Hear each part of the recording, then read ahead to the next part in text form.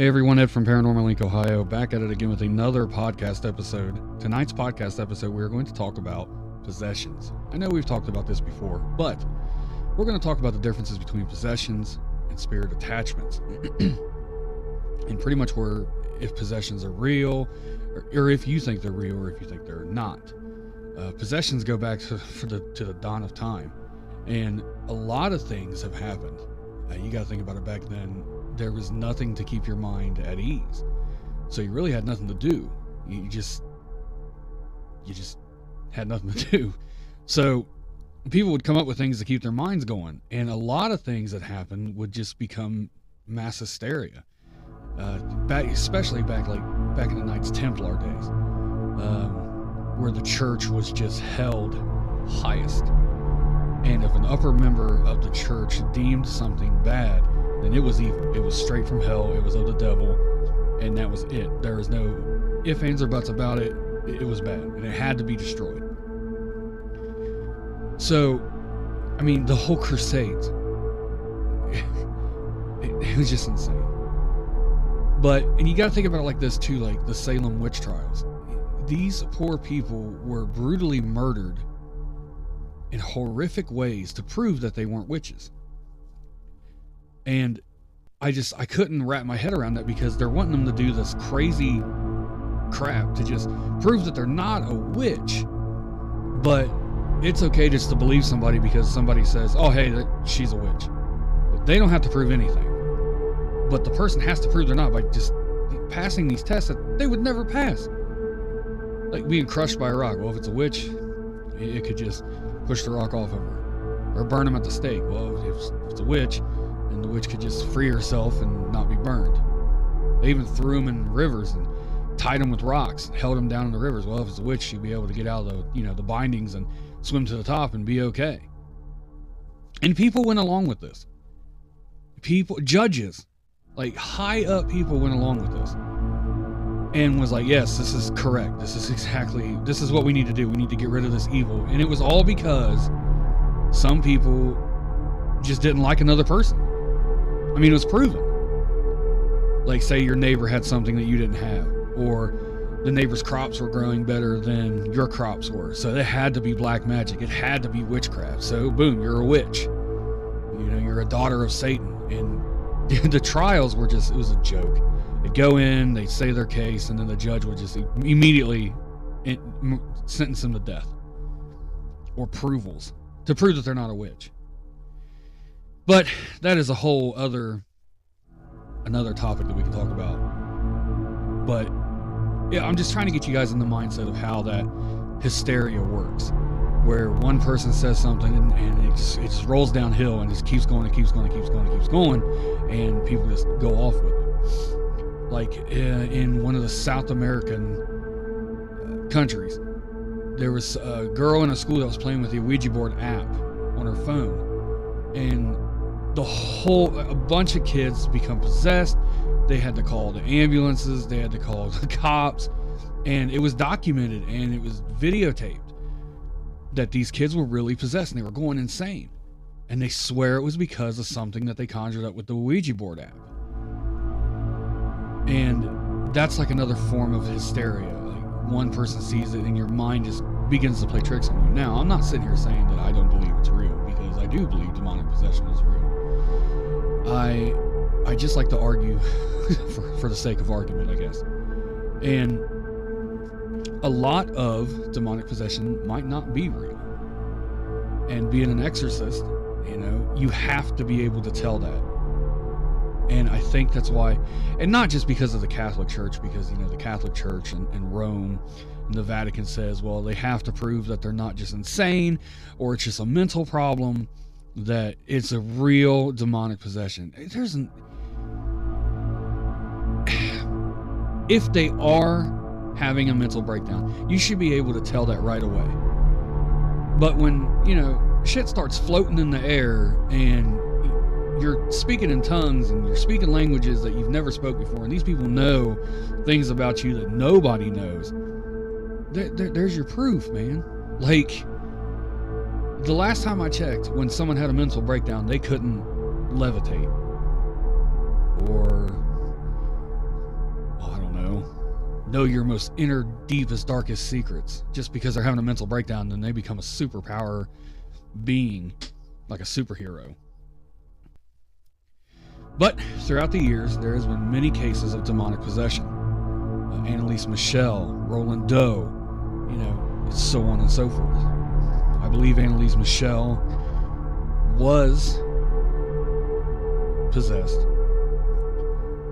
I believe the church that took over went at it in a poor manner, and they murdered this girl. And the demonic forces inside of her, yeah, they had a part of it too, but I just don't think they knew what they were doing. And it got out of control, way out of control. And she died. Because you got to think, once you're possessed, your body is just being eaten alive by the demon. The demon is just sucking you dry for power. And if you're being starved, not allowed to drink, made to stay awake for days, and you're just going through these acts of exorcism, you're going to die. I mean, you look at the pictures, it's crazy. Annalise Michel looked, she was a very pretty girl, and when she passed away, she weighed nothing and just looked terrible. It was just, they horribly, horrifically murdered this girl. Roland Doe became possessed because him and his aunt loved to use the Ouija board. His aunt passed away, and he decided to use the Ouija board to try to contact his aunt. Well, something answered the door. It wasn't his aunt. Pretended to be his aunt. It wasn't his aunt. It was demonic. It took him over. Came inside. And they tried to free Roland of this demonic possession, and they couldn't. So they hid him away. They hid him in a church. At the top floor, in a bed made of pure heavy steel that couldn't be moved. And they strapped him into it, and yet he was able to move this bed. So yes, I believe demonic possession is very real. And I do believe demons are out. And I do believe they're looking to hurt us in multiple ways. Because they're angry. They walked the earth before we did. The originals were cast out of heaven because they decided to try to overthrow God. So God kicked them out of heaven, threw them to earth, sent Satan to hell. And the stories go on and on and on after that. The demons, they stayed on earth, they roamed the earth for eons, and then God created man. And then the demons started procreating with human women, and that's what creates the Nephilim. It just goes on and on and on. It's almost like a domino effect, really. But these demons, these high-ranking powered demons from hell, can come through to this side. They were here once before. They're angry with us. We have life. They've never had life. They've never been alive. They're just there. And they're punished. They were angelic. They were in heaven. They were casted out. So now, they roam the earth and they roam hell. But we get to live. We get to do everything that we want to do. And we also have free will. So they're like, no. So they come after us. And they take us over to get that taste of life. To get that taste of free will. To do whatever they want. So, when people use Ouija boards are like 99% reason why demons can come over to the side. People don't understand that when you're using a Ouija board, it is very powerful. And it is almost like the skeleton key to any doorway. Because once you're talking to something, and something starts talking back to you, all it's got to get you to do is say its name. Once you say its name, you've given it power to come into the side. Once you start communicating with it after it starts communicating with you, you're giving it power. If you ignore it, it could stay, but it won't be as powerful. Once you start giving it the attention that it needs, it gets more powerful and starts to take over. But the thing is, a demon, once it's in, it can sit dormant for years. It might not even happen in your lifetime. It could be your child's lifetime. It could be someone else's lifetime. It could be your grandchildren's lifetime, and then it decides to take over. That's the thing. They all they got to do is wait for that right moment, that right time to just pounce and to come in. And we people, we let them in all the time.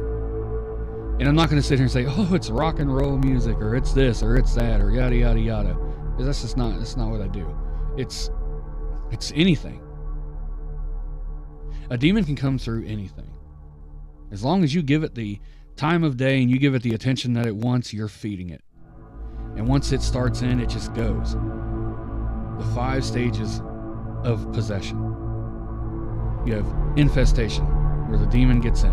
It infests your home or infests where you're at. Then it gives you oppression. It starts oppressing you. It starts making everyone and everything around you fight with you, or you fight with them, bringing you down. Depression. You get into a depressed phase. And once you're in this depressed phase, you just are so down, and you can't do anything. All you want to do is just die. And you think about it all the time. You think about just dying. And then immense sadness. And once that part is done, it's able to possess you. That's the final stage, possession. It takes you over. It takes your body. And it puts you inside somewhere. It tucks you away to where you can't be heard.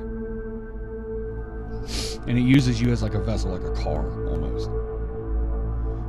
And just does whatever it wants. And then the body starts to break down. It's almost like being dead. Your body is going to decay because it's not your soul that's inside the body. So your body's going to reject it. And your body's going to start to die. And you're going to get sick and sicker.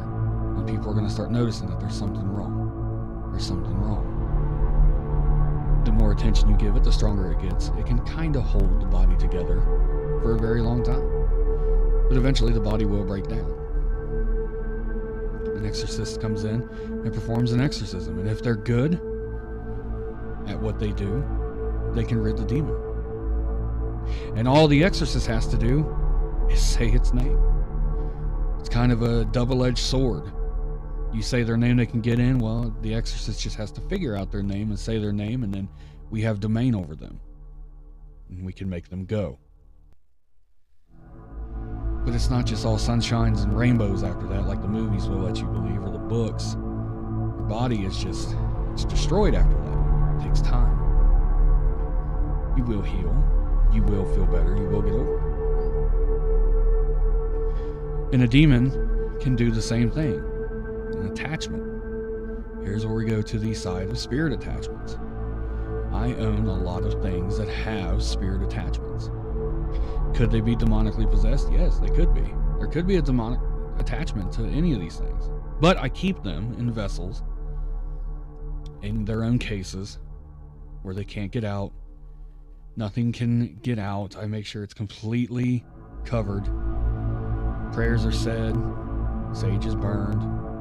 The precautions are there to make sure that nothing can happen. They will communicate with you. And yes, am I taking a risk? I am taking a risk communicating with them. But not all spirit attachments are bad. Some spirit attachments can be good. It could be a loved one that's just attached to something that you have of theirs. Like say your mother dies and you keep her ring. You know, maybe she's attached to that and she wants to check on you. And that's how she gets through to check on you. It's through that attachment. So, but the ones that are demonically attached, It's the same thing. They're going to do anything and everything they can in their power to try to get through, to try to take you over, to try to possess you. It's just one other part of infestation. No matter how they do it, they got to infest you somehow. They got to get in somehow. So that's what they do. Then they start wreaking havoc. And a demon can promise you everything and anything. They're lying. They're not going to give it to you. It's all going to be bad. All of it. So the only real way to fight off a demon or keep a demon away is, well, I don't know. They can get in at any time. We don't really know. We just got to be careful what we do.